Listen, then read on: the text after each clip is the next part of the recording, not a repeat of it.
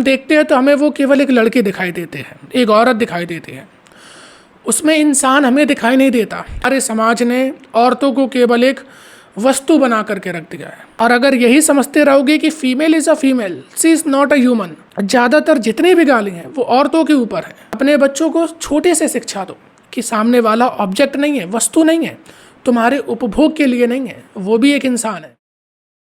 जो डॉक्टर का हमें रेप केस देखने को मिला, कितनी निर्मम तरीके से उसकी हत्या करी गई, हाथ पैर तोड़ दिए गए, वर्जाइना में से, आंखों में से खून निकल रहा था। दरिंदगी इस हद तक कैसे हो सकती है? कोई इंसान इतना दरिंदा कैसे हो सकता है? ये ज़रूर आपके जहन में सवाल तो आया होगा कि किस तरीके से कोई इंसान ऐसा कर सकता है। मैं आपको बता दूं, आप आज कितने भी आंदोलन कर लो, निर्भया से लेकर के अभी तक आंदोलन ही चल रहे हैं, क्या फ़र्क पड़ा? कितने भी आंदोलन कर लो, कितनी भी पॉलिटिकल राइट की मांग कर लो, कितने भी सख्त नियमों की मांग कर लो, इनसे कुछ नहीं बदलने वाला। अगर आपको सच में इन दिक्कतों का सामना करना है, इन दिक्कतों को जड़ से समाप्त करना है, तो खड़ा होना पड़ेगा। बिना युद्ध किए नहीं जीता जा सकता, और ये युद्ध पूरे समाज को करना पड़ेगा। आज अपराधी केवल वो एक दो व्यक्ति नहीं है, बल्कि पूरा समाज अपराधी है। जरा इसकी जड़ में तो जाकर के देखो कि अगर ये घटनाएं हो रही हैं तो इन घटनाओं होने के पीछे क्या कारण है, किस वजह से ये घटना होती जा रही हैं। जबकि वो व्यक्ति जानता है कि अंततः उसे पकड़ा जाना है, अंततः समाज में उसकी बेइज्जती, उसके घर परिवार की बेइज्जती होगी और उसकी ज़िंदगी बर्बाद होगी, सो अलग, उसे जेल में जाना पड़ेगा, वो अलग। इतना सब कुछ जानते हुए भी वो ऐसी हरकतें करता है, क्यों कर रहा है? ज़रा अपने दिमाग पे जोर डालो। क्योंकि हमारे समाज ने औरतों को केवल एक वस्तु बना करके रख दिया है, ऑब्जेक्ट। वुमेन का ऑब्जेक्टिफाई करा गया है। अगर 3000 साल का इतिहास देखोगे तो किस तरीके से जब युद्ध होता था, तो जिस तरीके से सोने लूटे जाते थे ना, कि चलो इनके सोना चांदी हीरे जवाहरात लूट लिए, उसी तरीके से सामने वाले की औरतें भी लूट लें। अरे कोई वस्तु है, वो कोई ऑब्जेक्ट है जिसकी कि तुम गए और लूट के चले आए। वो मानसिकता आज भी हमारे अंदर घर करे है। जो पुरुष प्रधान समाज की मानसिकता है, वो भी आज हमारे अंदर घर करे है। कि हम देखते हैं तो हमें वो केवल एक लड़के दिखाई देते हैं, एक औरत दिखाई देती है, उसमें इंसान हमें दिखाई नहीं देता। क्योंकि इंसान मतलब तो केवल आदमी होता है, वो तो एक ऑब्जेक्ट है, हमारे खेलने की, हमारे उपभोग की वस्तु है। इस तरीके से जब तक हम ट्रीट करते रहेंगे औरतों को, तब तक समाज में यही होता रहेगा। जरा देखिए, समाज में जितनी भी गालियाँ हैं, माँ की गाली, बहन की गाली, ज़्यादातर जितनी भी गाली हैं वो औरतों के ऊपर है, आदमियों के ऊपर कोई गाली नहीं। ज़्यादातर जितनी गाली हैं, सारी की सारी गाली औरतों की ही मिलेंगी। क्यों, ऐसा क्यों है समाज में? और जब ये गाली देते हो तो तुम्हें लगता नहीं है कि तुम कुछ अपराध कर रहे हो, गलत काम कर रहे हो। यही गालियाँ धीरे धीरे तुम्हारे अंदर जगह बनाती हैं और वैसी भावनाएं तुम्हारे अंदर बनने लगती हैं, जिसकी वजह से तुम कब इस दरिंदगी में उतर आते हो तुम्हें स्वयं मालूम नहीं पड़ता। इसी वजह से मैं कहता हूँ कि अगर अपने मन को सुधारना है, शुद्ध करना है, अपने अंदर से तुम्हें शुद्ध होना है, पहले अपनी भाषा को शुद्ध करो। क्योंकि जब तुम ऐसे शब्दों का त्याग कर दोगे, जब तुम ऐसे शब्द छोड़ दोगे, तो तुम्हारे अंदर धीरे धीरे वो भावनाएं भी जाने लगेंगी। श्री कृष्ण ने भी तो यही बताया था मन को नियंत्रण करने का तरीका, कि ना तो वैसा कुछ देखूंगा, ना सुनूंगा, ना वैसा कुछ कहूँगा। अपने जब 5 इंद्रियों से वैसा काम नहीं करूँगा तो मन में पहले जो गंदगी थी मानी की बनी है, लेकिन आगे और गंदगी नहीं जा पाएगी, और धीरे धीरे इन्हीं इंद्रियों से उस गंदगी को भी साफ़ करूँगा। लेकिन हम कभी भी उस पर ध्यान नहीं देते। हम क्या मांग करते हैं? इस अपराधी को सजा दो। एक को सजा मिल जाएगी, दूसरे का क्या होगा? आगे भी ऐसे केस आएंगे। क्या मांग करते हैं कि रेप करने वाले को फांसी दी जाए, दे दो फांसी। अभी भी कोई कम स्ट्रिक्ट कानून नहीं है, बहुत तगड़ा कानून है रेप को लेकर के भारत में। तुम्हें 20 साल के लिए जेल में, उम्र कैद हो गई, जेल में डले हो, लेकिन क्या उसके बावजूद भी क्या फांसी या गोली मारना, ये तो बहुत छोटी बात है कि जान जाएगी। अब यहाँ पे तुम्हारी ज़िंदगी ऐसे बर्बाद हो गई कि ना तो तुम मरने में रहे ना जीने में रहे। लेकिन फिर भी क्योंकि जब वो हवस आती है तो क्या करें, कुछ समझ में नहीं आता, दिमाग काम नहीं करता। सामने केवल इतना दिखता है कि वो एक ऑब्जेक्ट है, एक खिलौना है, हमारे उपभोग के लिए, हमारे खेलने के लिए। बस लो खेल लिया, दूसरे की ज़िंदगी बर्बाद कर दी।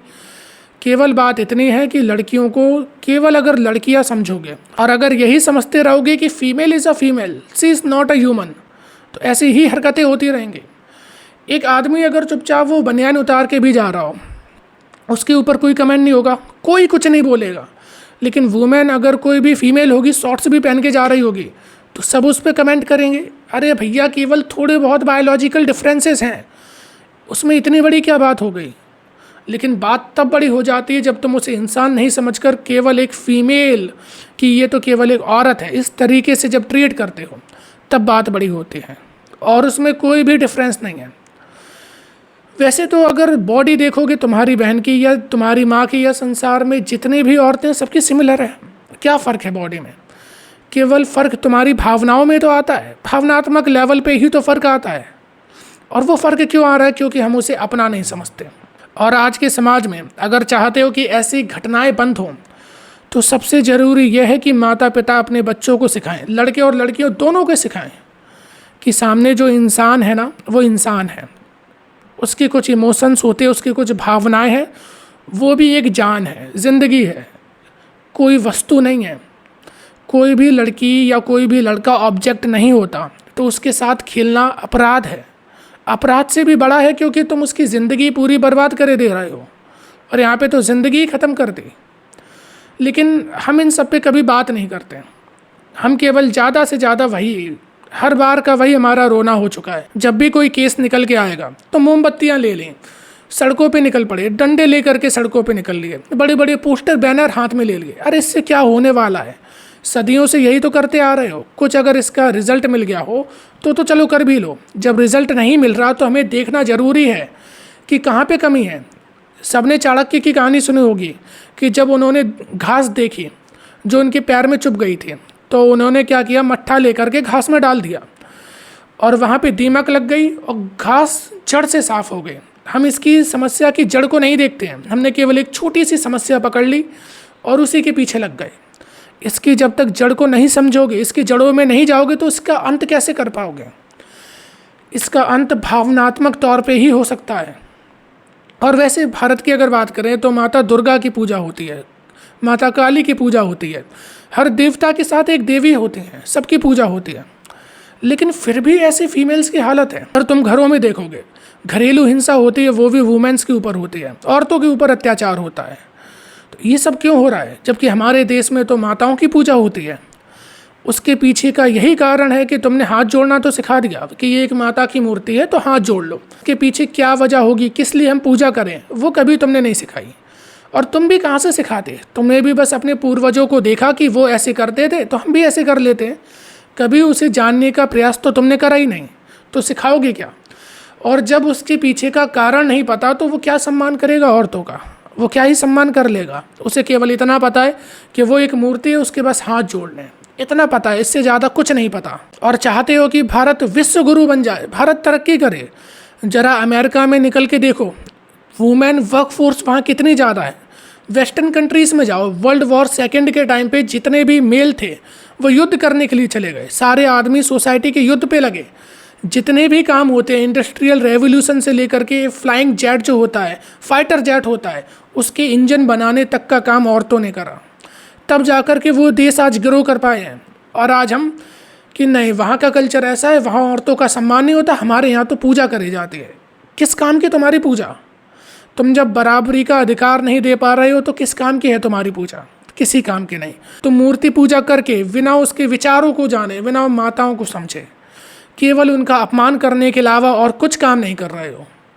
और जब तक इसके ऊपर हम खुल के बात नहीं करेंगे कि सामने वाला इंसान इंसान है, चाहे वो औरत हो या आदमी हो, उसे हमें ऑब्जेक्ट की तरह ट्रीट नहीं करना चाहिए।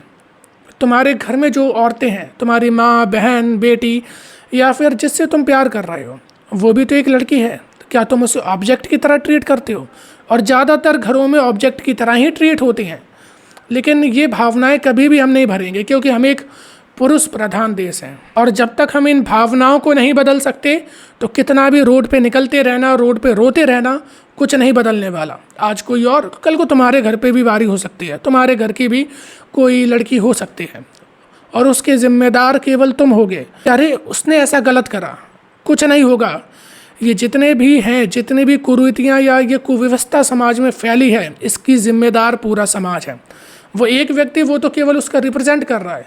और जितने भी ये सज्जन बने घूमते हैं ना, सज्जनता तब सामने आती है जब अकेले हो। सबके सामने तो सभी सज्जन होते हैं। और मेरा एक छोटा सा आखिरी में केवल इतना अनुरोध है, अपने बच्चों को छोटे से शिक्षा दो कि सामने वाला ऑब्जेक्ट नहीं है, वस्तु नहीं है, तुम्हारे उपभोग के लिए नहीं है, वो भी एक इंसान है।